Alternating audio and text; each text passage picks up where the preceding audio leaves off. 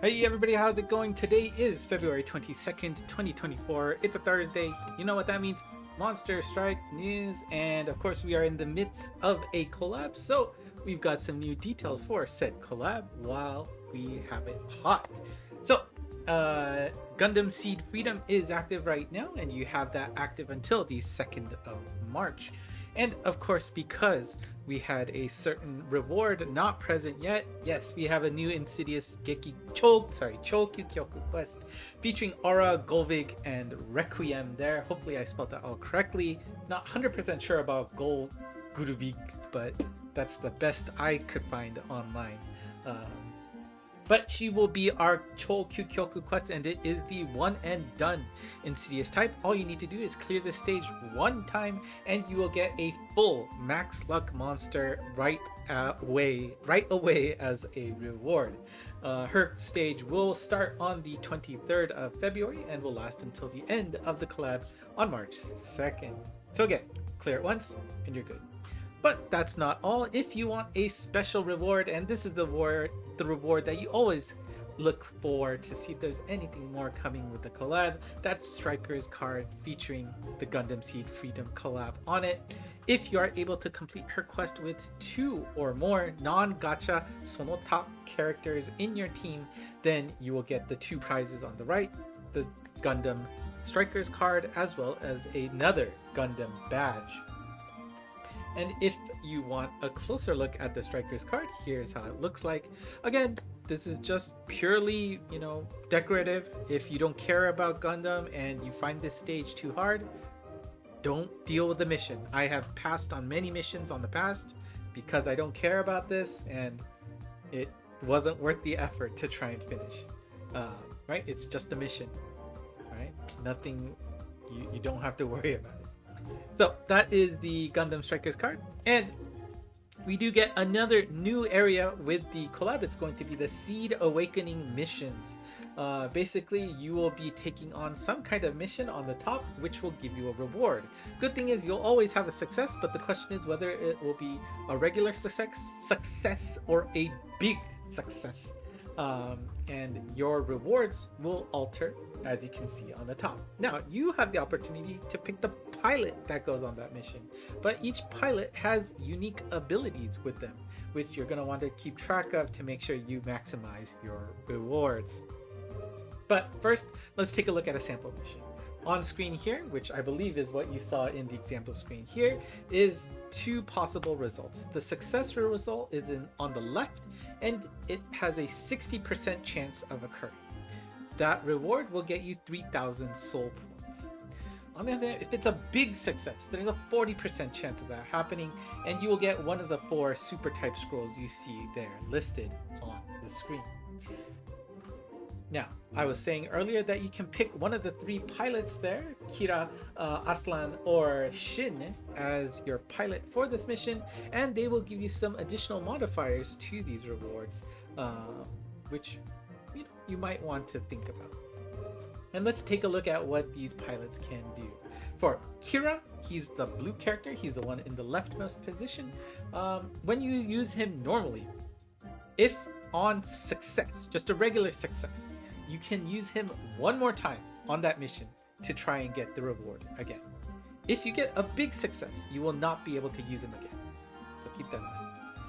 Now, there is something called a Seed Awakening. And if you activate the Seed Awakening on that pilot, you will get a different ability. It's more powerful, it's better, but keep in mind that you can only use a Seed Awakening once per pilot. So that means you can use it in 3 in total, once with Kira, once with Aslan, or one with and one with Shin. Alright? Now what happens when you use a Seed Awakening is for Kira, regardless of the result, whether it's a success or big success, you can use him one more time on that mission. Alright? So that is Kira. Next up we got Aslan in the green section. He's the one in the center position. His normal use will increase the chance of a big success by 30%. That's pretty good. His Seed Awakening will guarantee that you have a big success. Pretty simple for him. So that is Aslan Kira. And then last but not least, we have Shin in the red position. He's going to be in the rightmost column. And his ability will give you 1 extra orb as part of the reward. If you use the Seed Awakening on him, the reward increases to 3 instead. So keep these modifiers in mind. Again, let me say it one more time. You can use a Seed Awakening once per pilot. Right? A mission can only be performed once per day, so don't forget. And speaking of the missions, here is a look at the schedule of the missions. You can see that it's basically either a 60 or 50% chance to get a regular success, and then that of course means by math that 40 and 50% respectively to get a big success. So it's up to you to decide which reward you would rather have an extra orb with. You want to guarantee you get the big success reward, or do you want to roll the dice and see, maybe I want to get 2 chances on that in case something doesn't work out. So use your pilots carefully and figure out what's the best way you get the rewards that you want out of this. So that should be it for the collab for now. I don't believe there should be anything else left for us next week. We do have news on the 29th, but there's only a pair of days left before the collab ends. So this should be it in terms of the Gundam Seed collab. Now, they did announce a new campaign will be available for us in the world of Monster Strike, and that is the commercial. It's related to the commercial where you can look in the missions, you watch a 30-second commercial, and you get an item. Well, when you do this between the 23rd and the 28th of February, there is an increased chance that you get that little funky sound after you watch the video, and you will get a rare item drop. You can earn up to, I believe it's 3 orbs as a result of that action, but you can also get stuff like, a Fuero Biscuit, an Eruberu Bell. Some of the more nicer items in the game can be obtained through the commercials. Now, I do know some regions have reported having issues in the past. I believe if you're in the European region, I hear that more often than not. If so, you may want to consider looking at a VPN to get that. Obviously, I wouldn't break the bank to get one. There may be some free ones out there that you can use to help you out temporarily, but that is a way to try and take advantage of this campaign. And of course, we have the debut of Yubiregiri coming up on the 24th of February, just around the corner. That is 8 p.m. Japan time, a little bit late for those of you in the States, but if it's worth staying up for that, take on that new Gozetsu quest, which very interesting art for him. We also have a new metal exchange monster waiting on deck. Her name is Nappoliita. This is of course a play on the wonderful Japanese dish called a Nappoliita, which is basically spaghetti in ketchup sauce. It's much better than it sounds like, I promise you. It's the classic, I guess, kids dish that you have like in the a kid's plate, right? It's just good memories for this dish. So soft heart, soft place in your heart. She will be exchangeable through the metal exchange store starting the 24th of February, and of course that does mean that our current exchange monster Chikoletto will be ending at the end of the month. Your last chance to pick up at least a copy of her will be February 29th, 2359. So the moment it turns March, Chikoletto is gone. And here's an interesting new thing. This is for a limited time only, but there is a paid pack available for 9,800 yen. It's on paper, if you do naive translations, it's like, oh, $100, but honestly nowadays with the really good exchange rate, at least for the US dollars, probably maybe in the 70s. I'm not sure, but it's an interesting prospect. What do you get out of this pack? You are guaranteed 10 6-star monsters. That's not a typo. Let's make sure I put that in your brain correctly. All monsters on the screen, you will do a 10 pull, you get 10 6-star monsters. Of those 10 10 6-star monsters. The last one is guaranteed to be a limited monster, but of course be careful about that, guarantee. There are a lot of limited monsters in this game, and probably more than half not very interesting anymore, but there is a chance. You might get that limited monster that you really want. So don't miss out on that. There are other items that come with it, and let's go over all of the perks of this pack, because it is quite expensive. Despite the good exchange rate, it's expensive. So make sure you know what you're getting yourselves into if you buy this pack. Again, like we said earlier, 10 6-star monsters. You can see on the screen there, everything is shiny. There are 6 stars. One of those is guaranteed, but of course more is possible. You see that there's a Zadkiel in that first spot, and anything. I already forgot who number 5 is. Her name's not coming to mind. I apologize, but she's also a limited character. So you could get more. Anything can happen. All monsters that you see on screen there will be getting the Tokyu L berries, the highest rank, unless just under the EL berries, but they come fully unlocked with berries there. All monsters have been max leveled and have max pluses on them, so you don't even need to spend any materials on that. You also get one of each of the Connect scrolls, Super Type scrolls, Able Berry scrolls, and Super Level scrolls as a bonus for this pack, and you also get 10 orbs to put in your pocket that you can use. So this is a special paid pack, and again, you can only buy one pack for this. It is also a limited time only, February 23rd through March 7th only. So if you want to do this, you have got to act fast. It will go away within 2 weeks worth of time, so please be careful about that. And then before we wrap up for today, we have a Transcension Kai. We got Ashikaga Yoshiteru as our first transcended monster. Bounce, Samurai, Super Blast type, anti-damage wall, anti-magic circle, anti-speed down wall. Her connect skill gives you Super Minesweeper M along with a Paladin Sprite Killer. Requirements there are 2 or more non-samurai classes or 2 or more non-blast types. That shouldn't be too bad. And her strike shot is she will fire a shot in the pointed direction, and she will follow up with a null element electric attack for those that got in the way. Bump combo, Super Shining Pillar. Always fun to play RNG with that. Not really. And of course the Bakuzetsu Dimensional Slash for the second. And then we have not seen a true Transcension in a while. I feel like we've got Gimlet here as the next Shin Jushinka monster, and I had to brush off the dust from this template.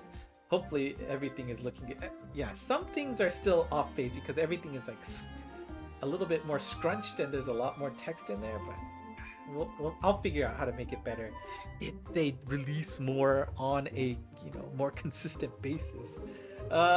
Pierce, Sprite, Super Speed type. I think no surprise there, right? At one point he was the fastest monster in the game, so always good to see what kind of speed he can show up there.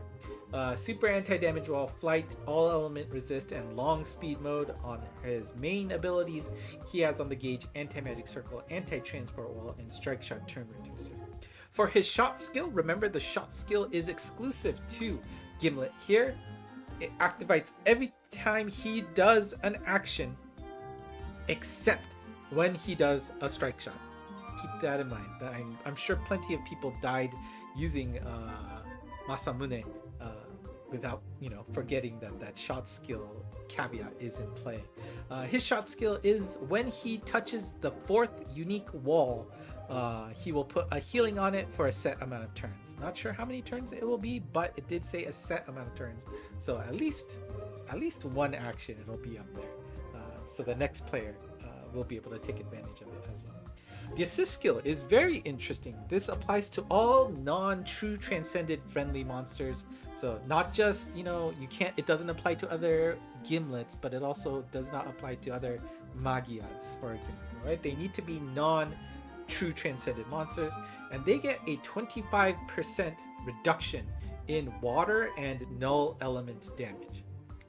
So that's a very interesting prospect, that the rest of your team gets protected 25% is not something to ignore. So that's very interesting to see how this will come into play with that assist skill.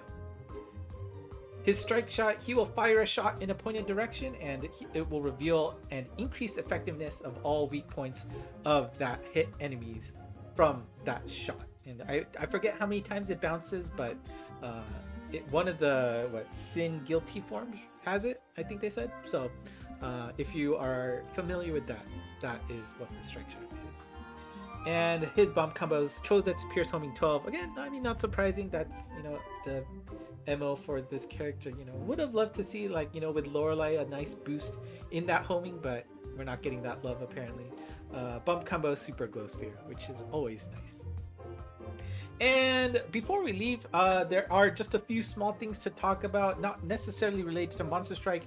If you know, there is a sister game with Monst Stadium. You see the Grand Prix taking advantage of that, where you're trying to complete the stages in as quickly, efficiently as possible.